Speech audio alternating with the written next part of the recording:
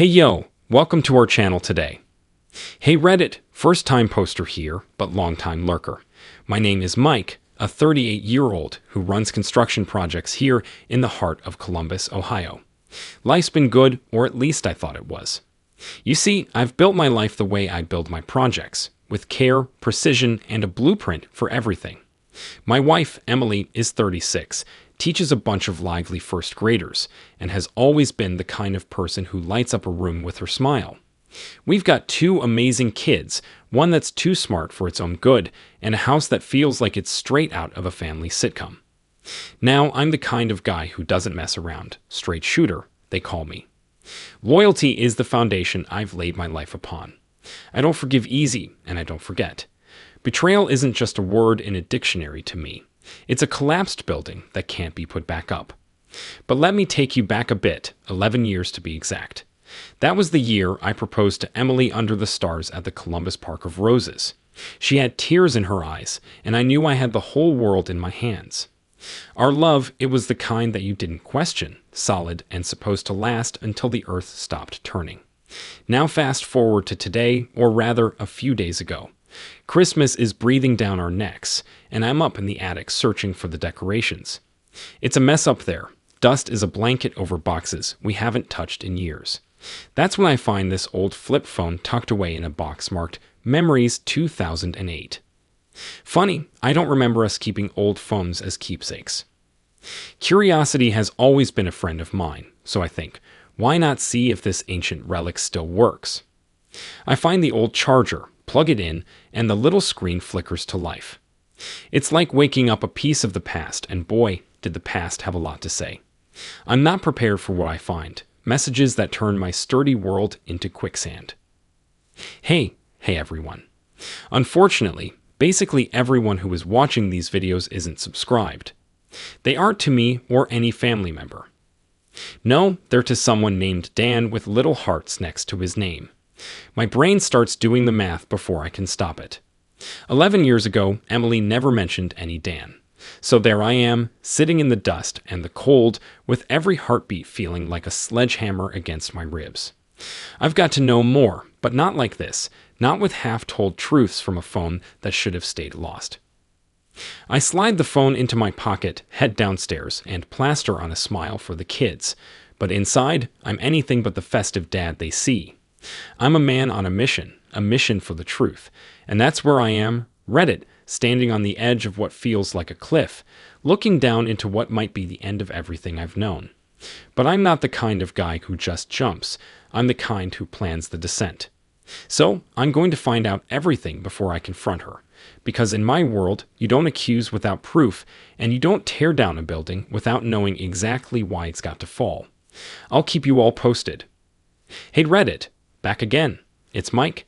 I wish this update was to tell you all about how the phone was just a silly misunderstanding, but life's got a way of throwing curveballs that would make a major league pitcher jealous. I found that old charger, and wouldn't you know it, the darn thing actually worked. The phone came to life with that old familiar jingle, like it was no different than any other day. My heart was racing, the kind of adrenaline you get when you're standing on a high beam 10 stories up with no harness. That's when I saw it, a messaging app I didn't recognize, blinking with notifications that were years past their delivery date. Reading those messages was like watching a car crash in slow motion. They were from Emily to this guy Dan, filled with words that felt like punches to the gut. I miss you. Can't wait to see you. Last night was a dream. Every single one, a betrayal, every word, another crack in the life I thought I had. The dates, they lined up perfectly with a time I remember all too well. 11 years ago, I was laid up with a bad fall from a site, the kind of injury that has you staring at the ceiling for weeks. It was Emily who played the devoted fiancé, bringing me meals and managing my meds. Or so I thought. Now I'm seeing it was also Emily who was sneaking off to play house with some guy while I was whacked out on painkillers. I sat there on our bed, this phone in my hand, feeling like a live grenade. My head was spinning, disbelief, anger, and that sting of betrayal that sears your insides like a branding iron. Emily, the woman I shared my bed, my life, my kids with, sneaking around like a character from one of those trashy soap operas she hates.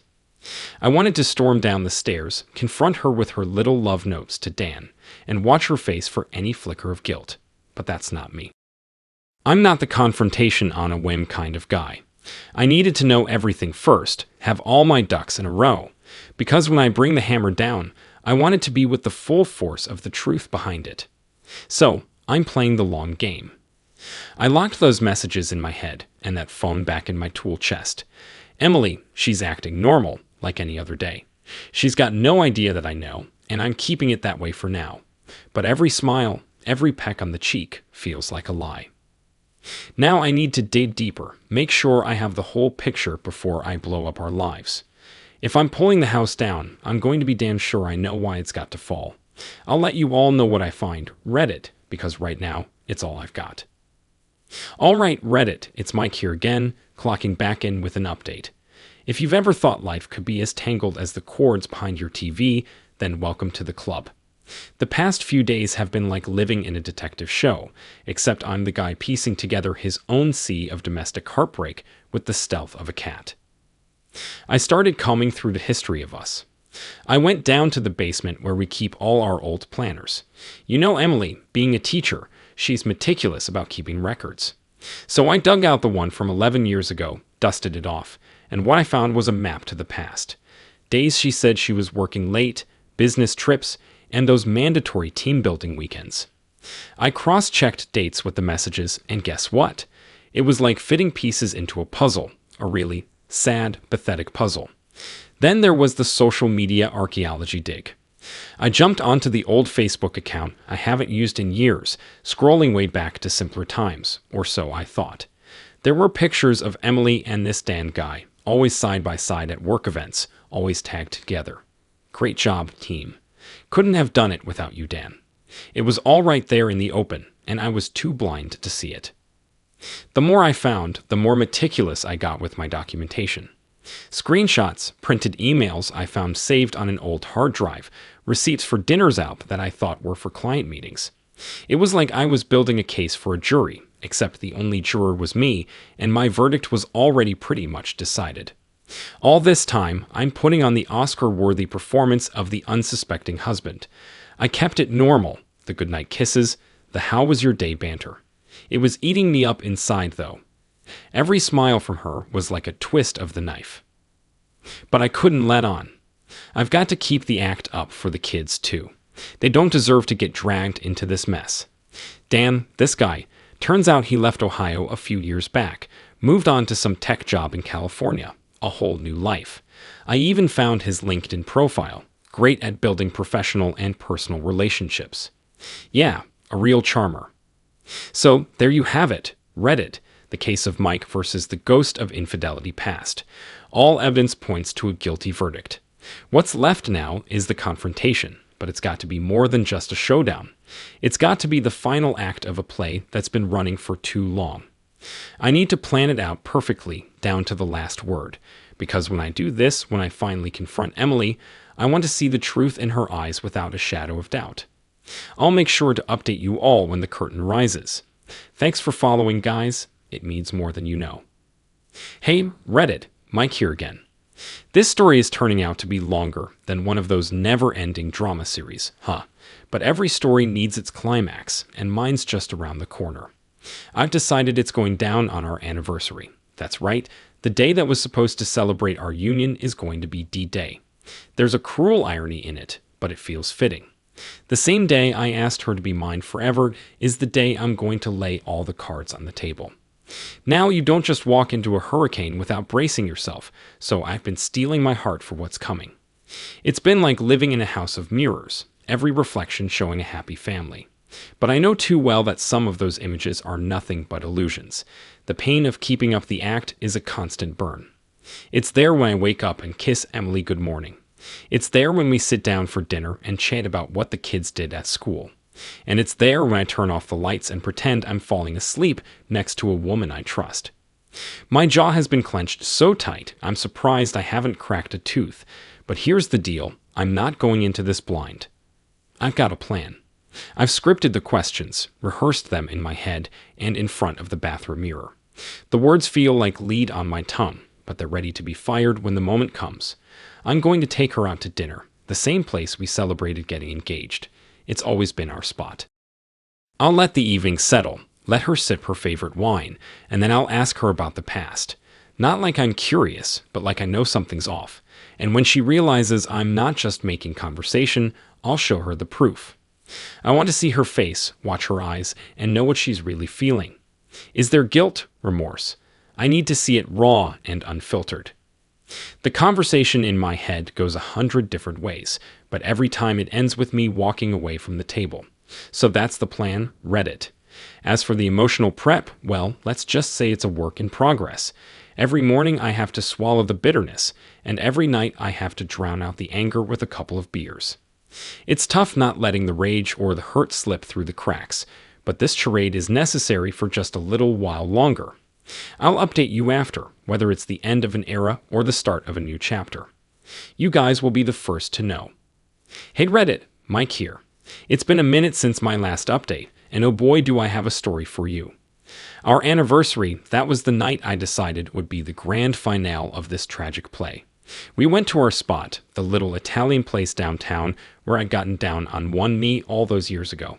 The same table, the same dim lighting casting golden halos around the room, the same old waiter with his lopsided grin. It was supposed to be romantic, celebrating a decade and a year of marriage. Emily was all smiles, decked out in her favorite dress, the one that made her eyes look like the ocean. And there I was, a storm brewing behind my forced smiles. We ate, she talked. I nodded. The dance of normalcy was excruciating. Each course a step closer to D-Day. With every bite, I felt like I was swallowing down the anger. The wine was bitter on my tongue. Finally, we got home.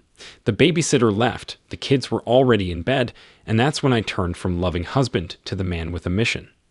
I didn't even let her settle, didn't offer coffee or the comfort of the couch. I laid it out, the old phone, the messages, the pictures, like cards on the table.